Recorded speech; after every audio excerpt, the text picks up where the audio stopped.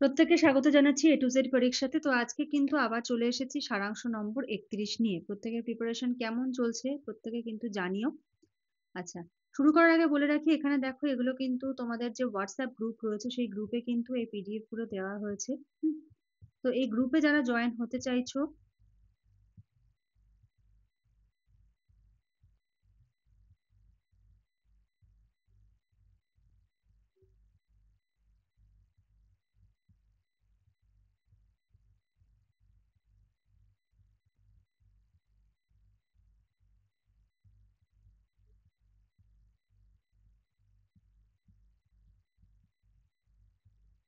ঠিক আছে, এই গ্রুপে কিন্তু এগুলো দেওয়া হয়েছে।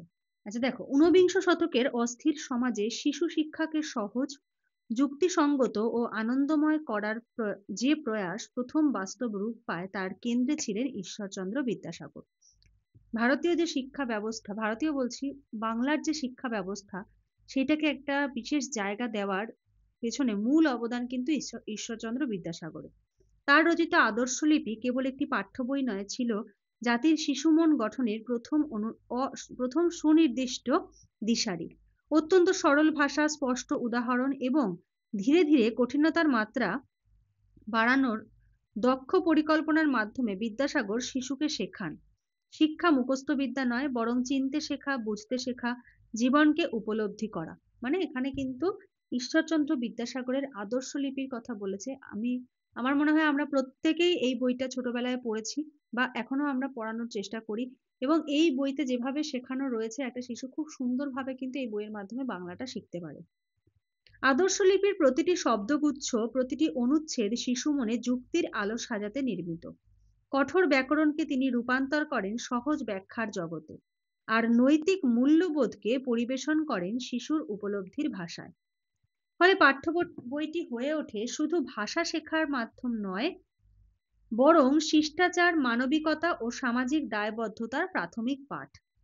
বিদ্যাসাগরের এই অবদান শিশু শিক্ষাকে শুধু সুশৃঙ্খল করেনি, বাংলা জাতির সাংস্কৃতিক সত্তাকেও শক্ত ভিত্তির ওপর দাঁড় করিয়েছে। কারণ তিনি বুঝেছিলেন এক জাতির ভবিষ্যৎ নির্ভর করে তার শিশুদের চিন্তাশক্তি, মূল্যবোধ ও ভাষাগত দক্ষতার ওপর। তাই আদর্শলিপি আজও শুধু ইতিহাসের স্মৃতি নয়, এটি বাংলা শিক্ষার ভিত্তি প্রস্তর।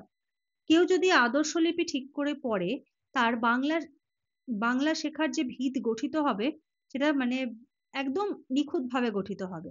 কারণ যখন বিভিন্ন স্কুলে দেখবে, ধরো 9, 10, 11, 12 এর এমনও ছেলেমেয়েরা রয়েছে যাদেরকে রিডিং পড়তে দিলে তারা রিডিং পড়তে পারবে না, একটা বানান জিজ্ঞেস করলে তারা বানান বলতে পারবে না।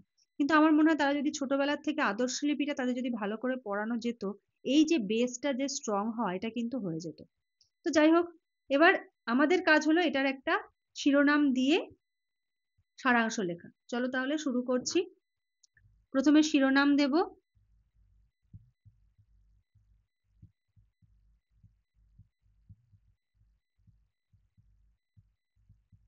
বিদ্যাসাগর ও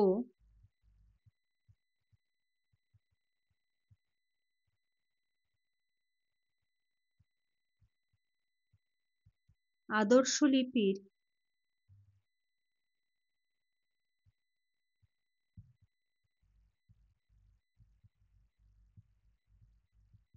শিশু শিক্ষায় অবদান।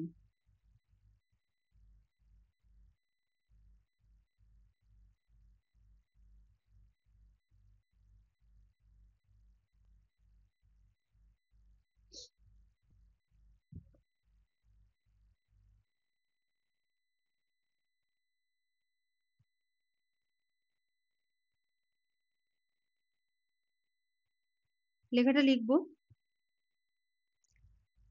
বিদ্যাসাগরের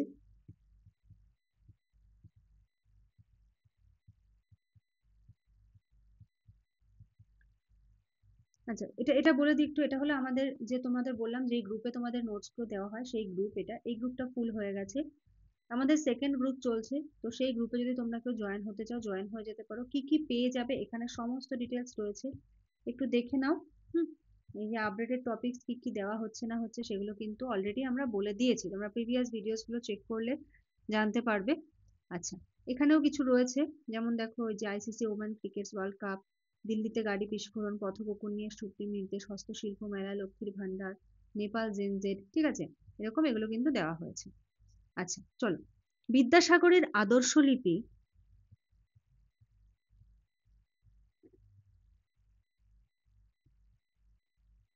বাংলা শিশু শিক্ষায়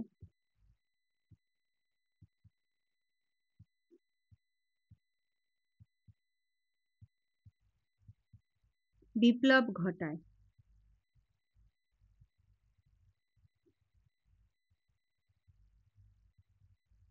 দাঁড়ি, সহজ ভাষা,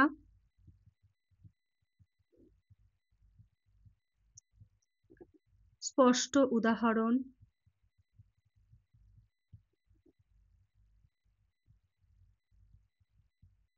স্পষ্ট উদাহরণ, নৈতিক শিক্ষা,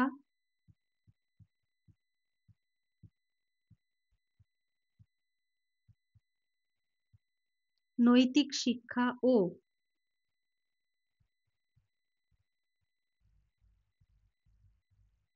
যুক্তি নির্ভর উপস্থাপন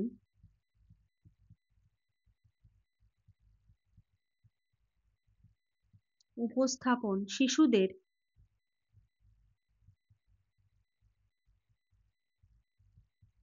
ভাষা জ্ঞান,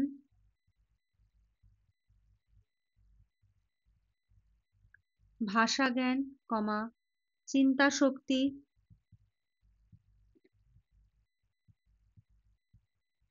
চিন্তা শক্তি ও মানবিক মূল্যবোধ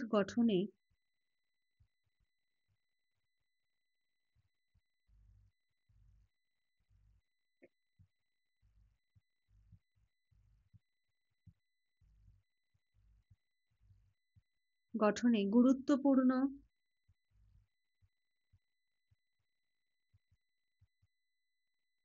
ভূমিকা রাখে।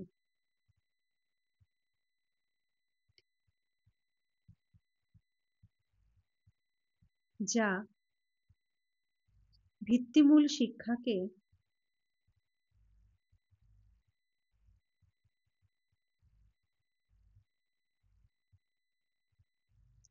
শিক্ষাকে দৃঢ় করে।